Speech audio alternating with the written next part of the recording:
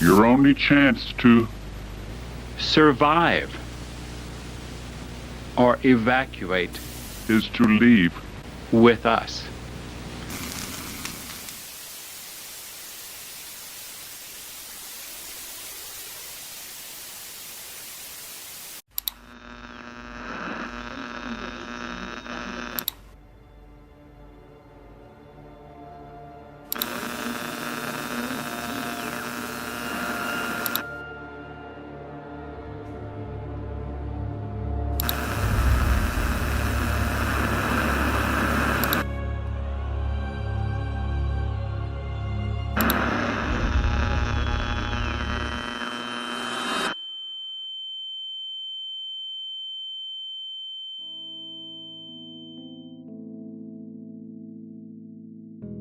You can find many creepy things browsing online.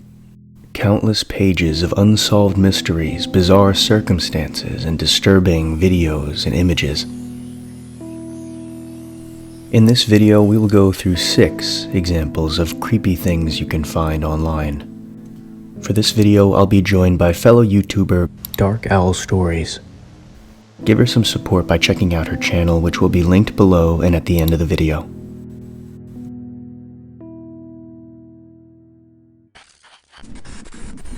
Number 1. The Bridge. A Reddit mystery. 8 years ago, at the time of making this video, a man claiming to be from the UK posted on the subreddit Let's Not Meet about a strange experience he had while exploring inside the abandoned section of a large bridge with his friends. What they found was unsettling to say the least, especially if you picture yourself exploring this bridge and stumbling upon these things yourself. I will read you the post, and then on the screen I'll put the pictures that he included with his post. As we go through this together, try to think what you would have done in a similar scenario. This was going to be short, but the memory sprung into my mind a couple of days back, and I thought it would be worth sharing. I live in North Wales, UK. For anyone who has had the pleasure of visiting, it truly is a beautiful place to live, though for an adolescent boy, it is certainly lacking in things to do. As a result, my friends and I would often find ourselves mindlessly exploring areas of countryside and coastline. Despite it being quite sparsely populated in comparison to the closest cities, there's a dual carriageway running right along the coast from Wales into England. Also, train tracks run alongside this road for most of its course, occasionally passing overhead via a small cement bridge.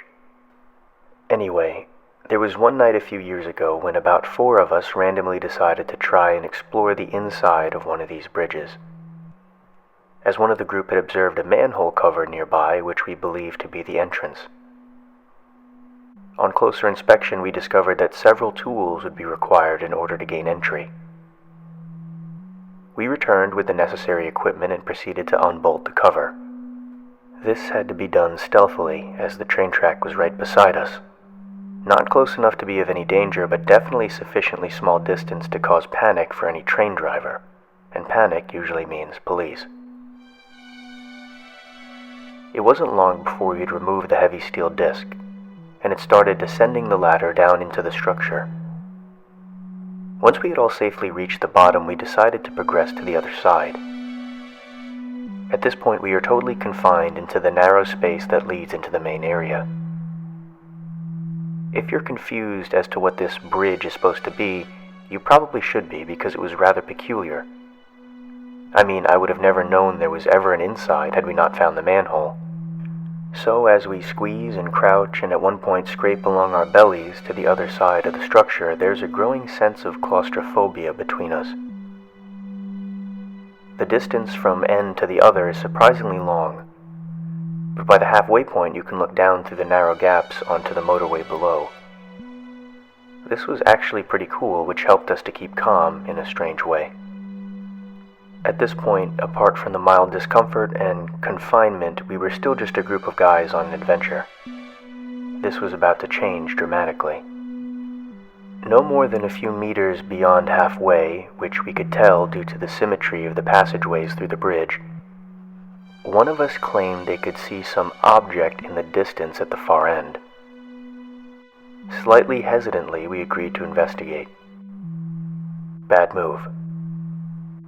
I reached the end first, and let me tell you, I have never felt the same sense of dread before or since. In front of me was a single fold-away chair positioned facing a wall.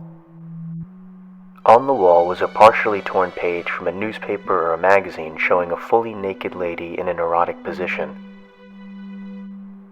The reason I don't just refer to it as porn is because there was something different about it. I can't put my finger on it, but it seemed more sinister than sexy, if that makes any sense. More disturbingly, the eyes of the woman on display had been cut from the page, removed with precision, not just hastily ripped off. The scene that lay before us had rendered us completely speechless, and an overpowering sense of panic could be felt collectively. That was when we found the condom. The horrendous, gut-wrenching, blood-drenched condom. Needless to say, we got the fuck out of there as fast as humanly possible, smashing our knees and shins against the sharp cement edges that lined the path to the ladder by which we had entered. Of course, we were all praying to God that the manhole hadn't been resealed, as it was impossible to tell until you reached the ladder itself. Thankfully, the exit route was clear, and we promptly dashed as far away as our legs could carry us. I'm sure this ending comes as a disappointment to some of you reading this, as we luckily never bumped into the twisted individual who sits in that chair. But I must stress how radically out of the norm this was given where I live. The reason I mentioned the population earlier was with purpose. There's easily enough people here to escape the realms of crazy country folk, yet nowhere near enough people to have someone clearly lose grip on society without somebody taking notice. For example, there was literally only one homeless man, who everyone in the area knew and grew fond of, eventually resulting in a mass gathering at his funeral when he passed away. I sometimes think, though not recently as I had more or less forgotten about that night entirely, about the person who climbs down into that bridge and navigates through the darkness to sit facing a wall and do God knows what that ends up with a condom full of blood. You honestly couldn't envision a more surreal situation. It has just come to my realization that what we unearthed that night has not once been uttered to another soul. As a naive teenager, it was the type of thing you just wanted to forget. But thinking about it, we probably should have let the police know, or at least someone know about what was going on down there. Because it wasn't the doings of a healthy-minded individual.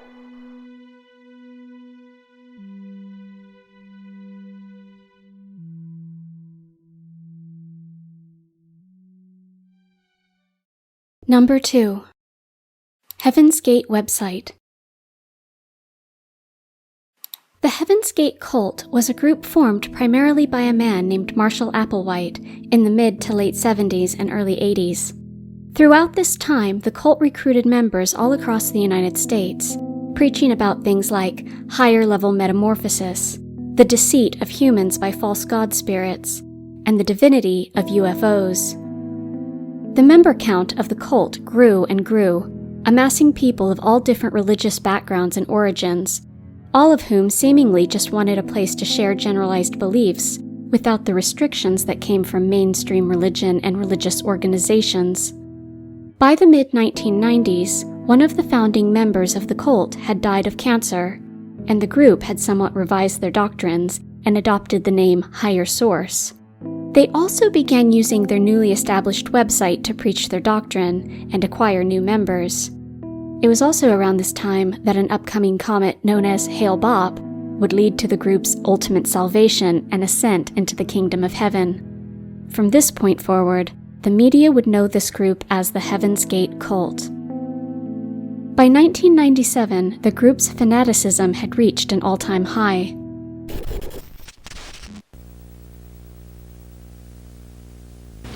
We'll title this tape Planet Earth About to be Recycled. Your only chance to evacuate is to leave with us. Planet Earth about to be recycled. Your only chance to survive or evacuate is to leave with us.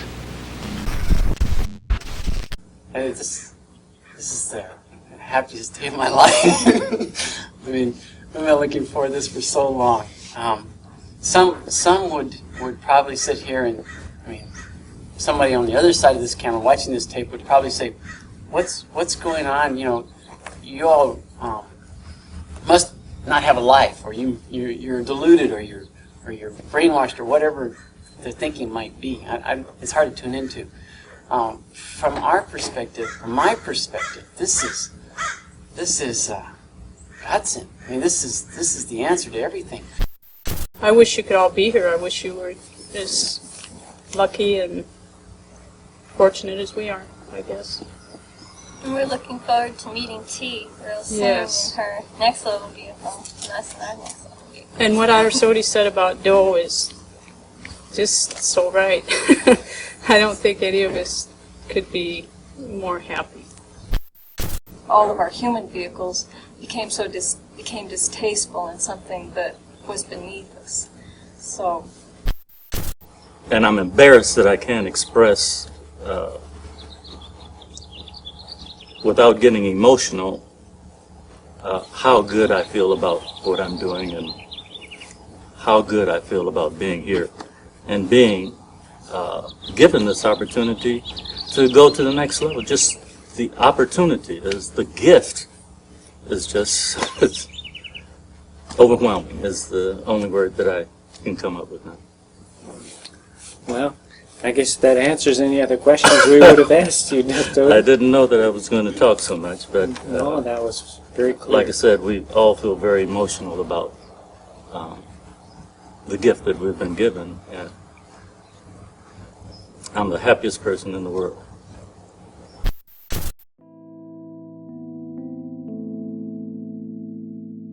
On March 19th to the 20th, 1997, in a house in San Diego, California, 39 members of the Heaven's Gate cult committed ritual suicide in the hopes that they would be transported onto an alien spacecraft that was supposed to accompany the Hale-Bopp comet. All 39 members ingested applesauce poisoned with phenobarbital. They were all wearing identical black shirts and sweatpants, sneakers, and armbands that read, "Heaven's Gate Away Team." After ingesting the poison, they then secured plastic bags around their head to induce asphyxiation. Each deceased member of the cult was also found with a $5 bill and 3 quarters in their pocket. Most likely a reference to the book Huckleberry Finn, where it states that $5.75 to write a tale of a comet to heaven.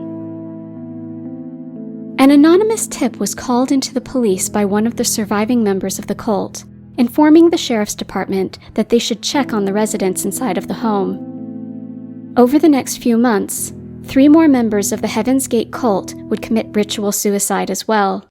This is what San Diego Sheriff's deputies walked into Wednesday afternoon, a mansion of mass suicide.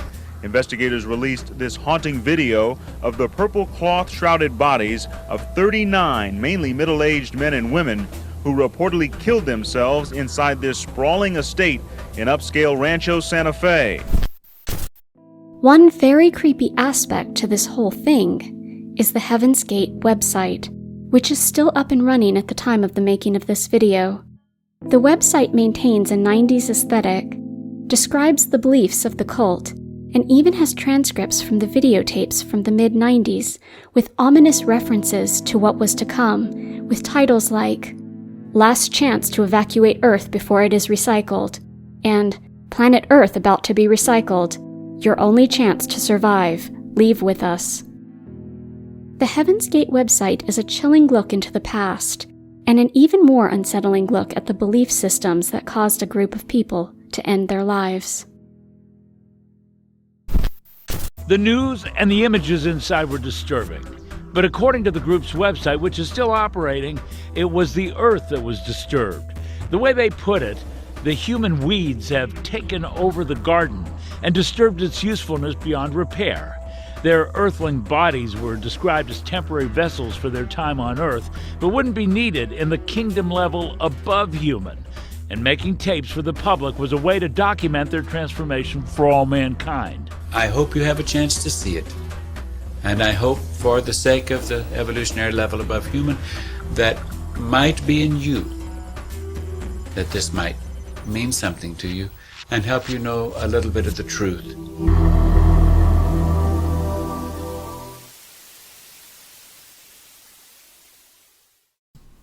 Number 3.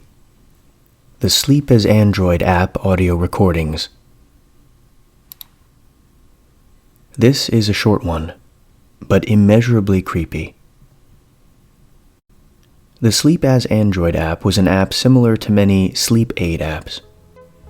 It tracks your sleeping patterns, detects how often you move around during the night, and also has a feature to record your breathing while you sleep to see if you're snoring or getting congested.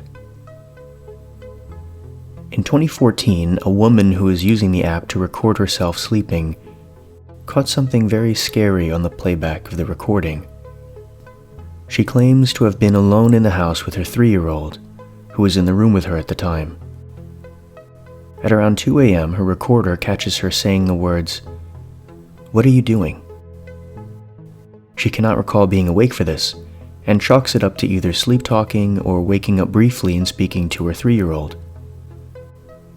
What's creepy, though, is what happens next. On the recording, a deep voice can be heard answering her, saying, "Nothing. Take a listen."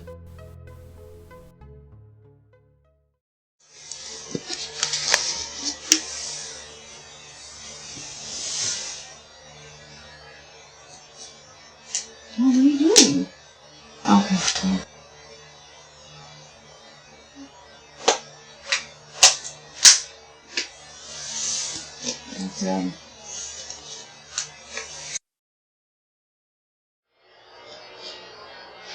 What are you doing?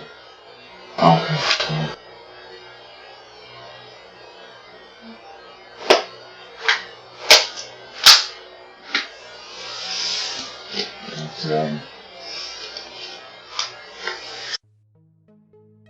Following this incident, the woman changed the locks and security in her home, and by the end of 2015, she moved out of the house where the recording was taken. However, there were no further answers as to what could have caused this anomaly.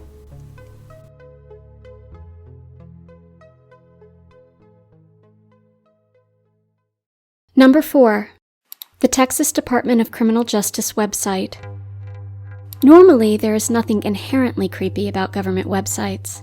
However, the Texas Department of Criminal Justice website has one very unsettling feature. On their death row information page, the website contains information regarding inmates that have been executed, including their execution number, their name, age, race, and their final words. Reading through some of the final statements made by prisoners who are about to be executed is, without a doubt, unsettling and creepy. Here are some examples of the last statements recorded by death row inmates from texas.gov. "Yes, sir. I would like to thank God, my dad, my Lord Jesus Savior for saving me and changing my life. I want to apologize to my in-laws for causing all this emotional pain. I love y'all and consider y'all my sisters I never had. I want to thank you for forgiving me. Thank you, Warden. Thank you. Thank you. Where's the family? Okay, I would like to say sorry for the grief I've caused. I hope you find peace, joy, and closure. Whatever it takes to forgive me, I am sorry. I know you cannot forgive me, but I hope one day you will. To my friends, I love y'all. You have been good and such good influence people. I want to see the Lord Jesus so bad. I hope you all understand. I'm going to ask the warden to start, and ask Jesus to help them to forgive me one day, please. I am very sorry. For you guys, I love you. Thank you, Warden. Yeah, I want to address the Roundtree family and apologize for the pain and suffering I caused. And to the Diaz's family that I had to put you through this. It should have never happened. And to my mom and Morelia, I love you and I'm going to miss you all. I'm ready.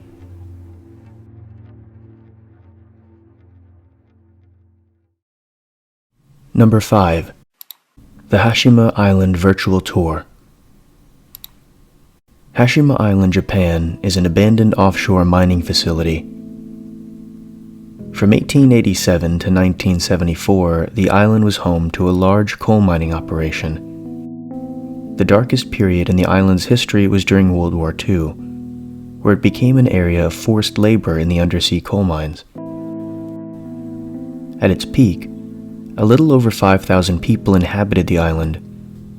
But come 1974, the mine was closed and all the residents departed, abandoning it. It is known as the Ghost Island of Japan. What's more, you can tour this creepy marvel virtually from the comfort of your own home on the website hashima-island.co.uk. I clicked around it myself for a little while, and while it's definitely a creepy place, there is something interesting and unique about being able to explore it virtually. Check out some clips of the virtual tour.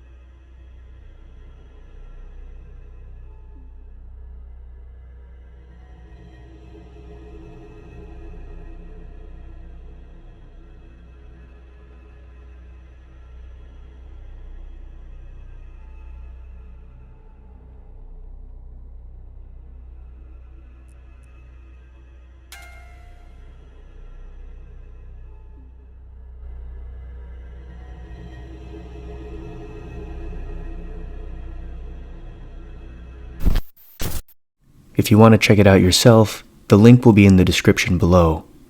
Grab a drink and get to exploring.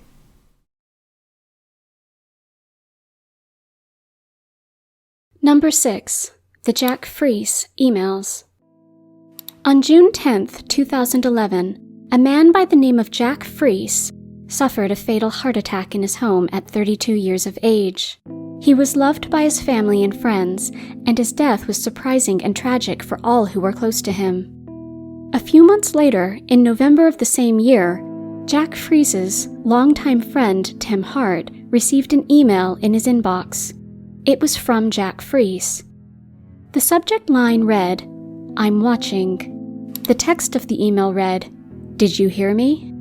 I'm at your house. Clean your attic." That same month, Froese's cousin Jim McGraw also received an email in his inbox from the deceased Jack. The subject simply read, "Hey Jim," and the message within the email said, "How you doing? I knew you were gonna break your ankle. Tried to warn you. Gotta be careful. Tell Rock for me. Great song, huh? You're welcome." Couldn't get through to him. His email didn't work. What's more is that this email he sent to Jimmy McGraw referenced things that were happening recently. McGraw had recently broken his ankle and had seen and told very few people about the accident since it happened. To this day, there still has not been any definitive answer as to what caused these emails. The more rational explanation is that someone close to Jack and his family and friends gained access to his account after his death and sent these emails as a way of coping with their grief, or perhaps helping others cope. However, the more speculative among us might conclude that this is Jack's way of reaching out from beyond the grave.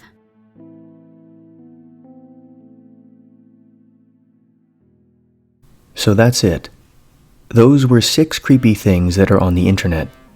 Let me know which one creeped you out the most. And the internet is a big place. So if you want to see more of these kinds of videos, let me know in the comments.